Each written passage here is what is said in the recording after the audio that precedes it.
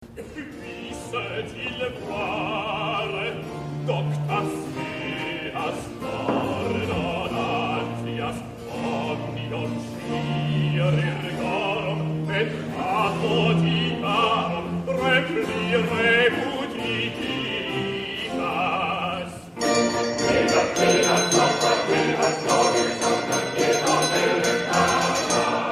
Ce n'est pas parce que l'usage permet d'utiliser tout le mois de janvier pour présenter ses vœux que je m'adresse à vous seulement maintenant.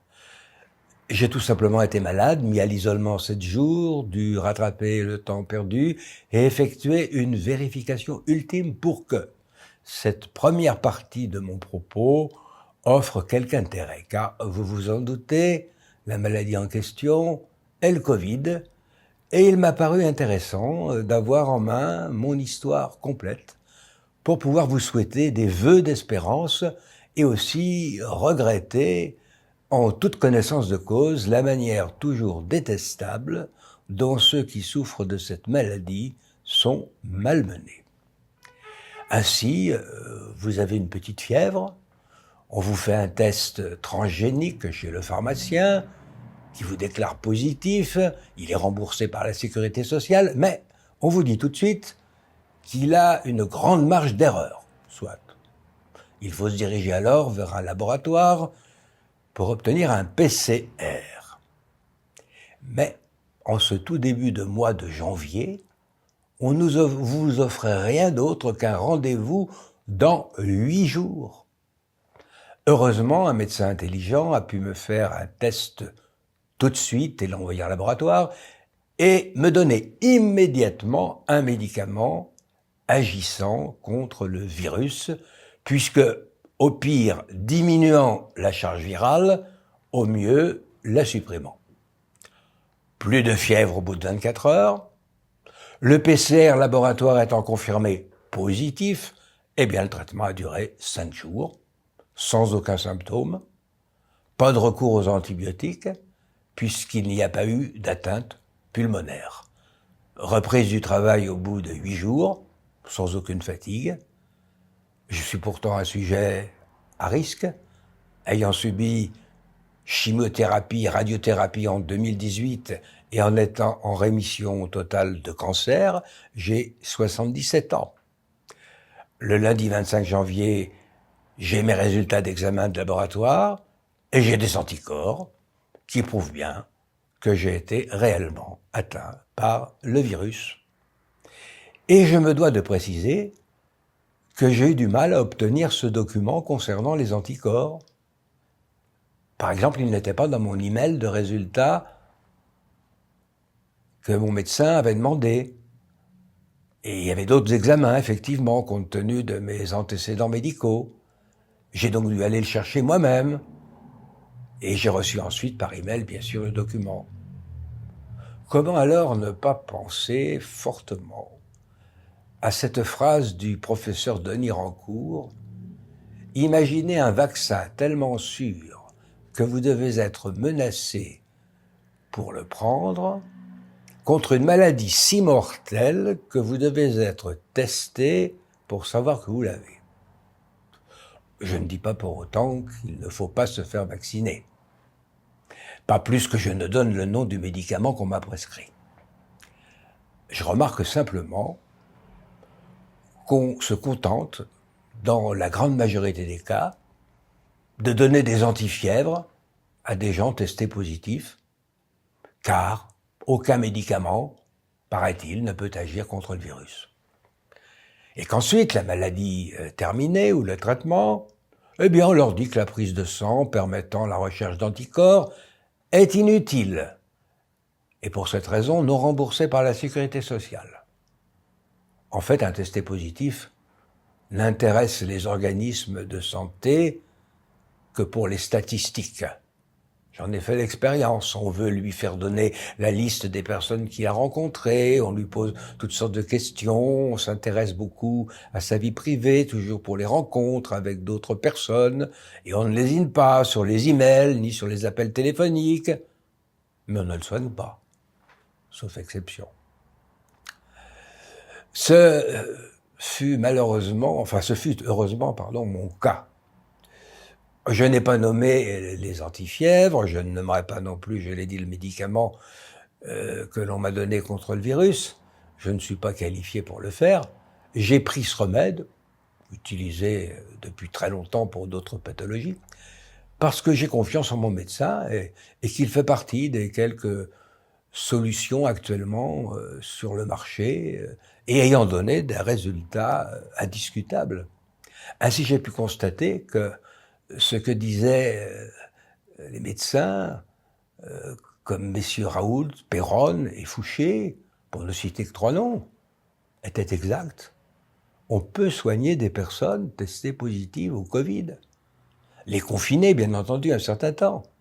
Et l'on évite les complications respiratoires graves, dans la plupart des cas.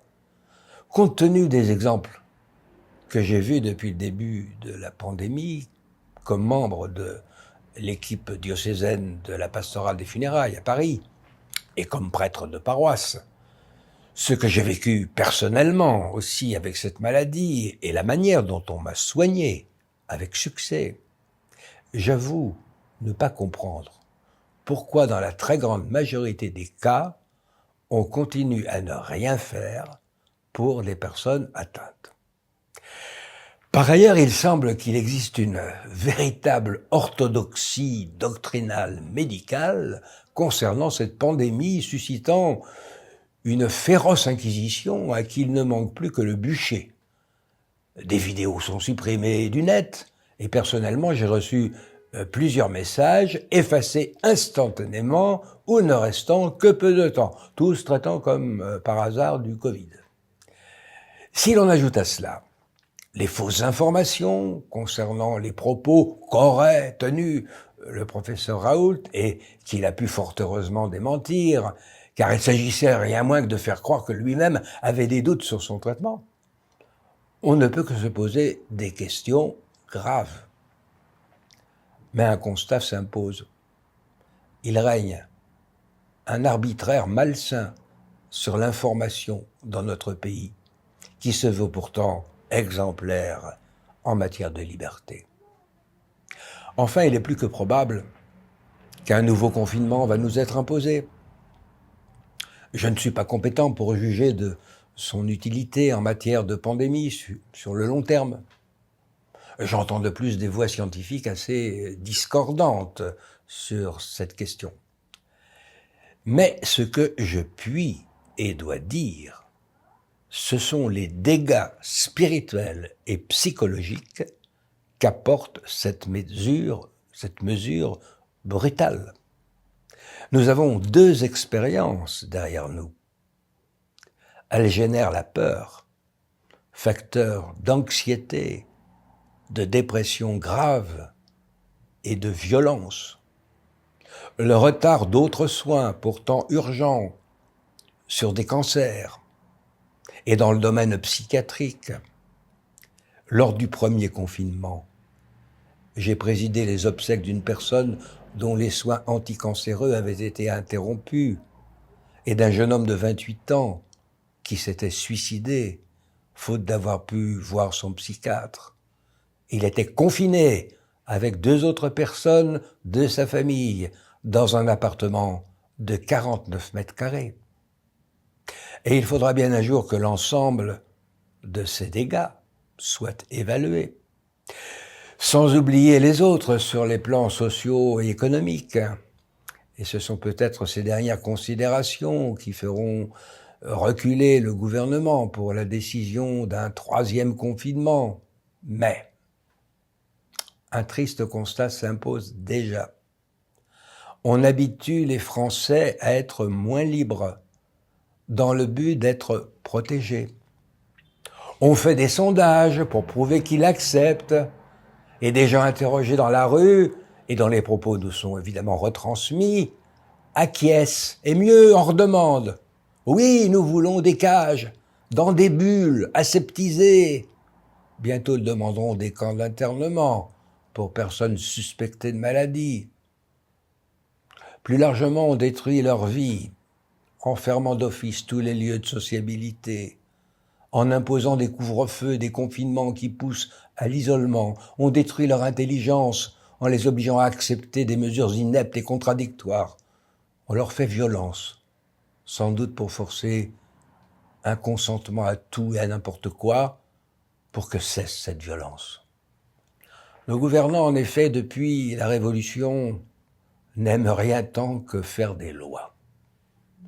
La fameuse loi des suspects de 1793 fit tomber bien des têtes pendant la Terreur. Qu'à cela ne tienne, on a déjà réinstallé la Terreur.